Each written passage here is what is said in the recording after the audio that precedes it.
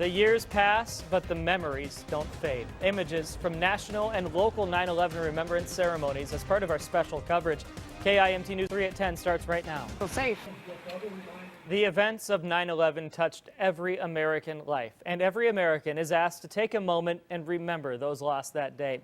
We saw that at several local events, like this one in Clear Lake. A full report on this coming right up as part of our special coverage plan tonight. Our reporters have been working over the past several days to cover this 15th anniversary of 9/11 from all angles, including having people share their memories of where they were that day. We'll see how law enforcement has changed dramatically in 15 years and see what those not old enough to have a memory of it think about what happened.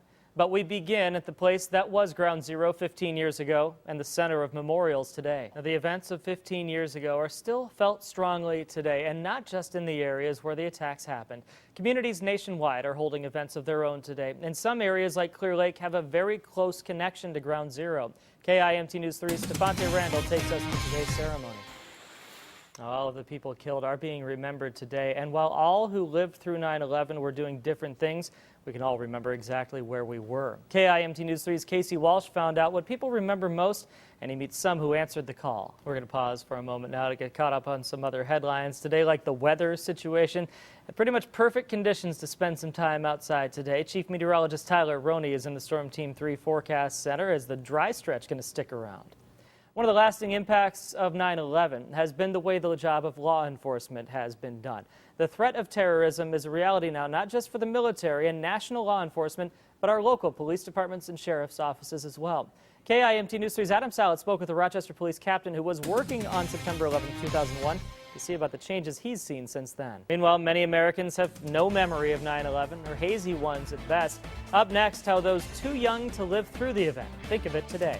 Like the JFK assassination, the 9/11 attacks, one of those moments in history. Everybody who lived through it can remember where they were and what they were doing at the time. But you had to have been born for that. KIMT News 3's Hannah Funk shows us how those too young to remember are learning about the importance and impact of the attacks.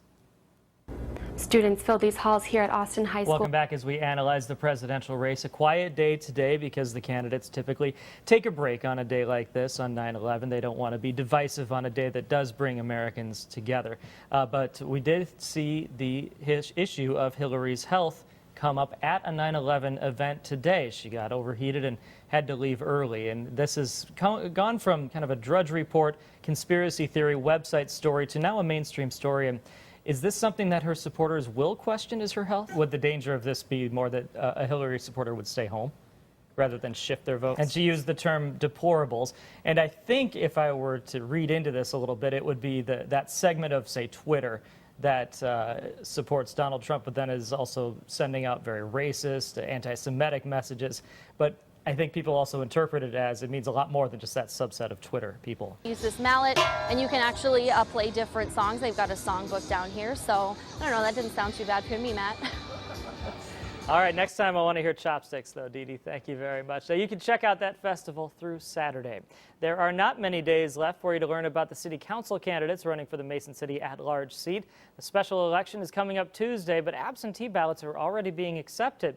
We are introducing you to each of the 8 candidates. Tonight, KIMT News 3's Emily Boster has us meet Scott Peterson. Thank you, Tyler. We want to update you on an earlier story from this newscast of a special election today in Mitchell County, the Osage School Bond Referendum. It is on its way to failing. We have partial results in so far. One precinct is left to count, but at this point, the yes votes are at 54%. 60% is needed. If we get final results, we'll give that to you before the end of this newscast. We do have final numbers out of Mitchell County tonight, the special election for the Osage School Bond. The noes actually now outnumber the yeses in the final tally by about 60 more votes than the yeses. So that vote is failing this evening. During an intense political season, we're used to being exposed to strong messages, but tonight in Albert Lea, it isn't a political message that has people talking. It appears to be a personal grudge on display for all to see. KIMT News 3's Hannah Funk has the story behind the sign in Albert Lea.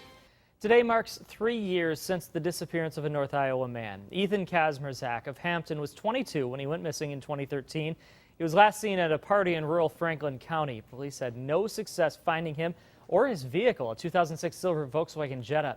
A $20,000 reward was initially offered but was increased to $100,000 last November. Anybody with information about Kazmierzak's whereabouts is urged to contact North Iowa Crime Stoppers.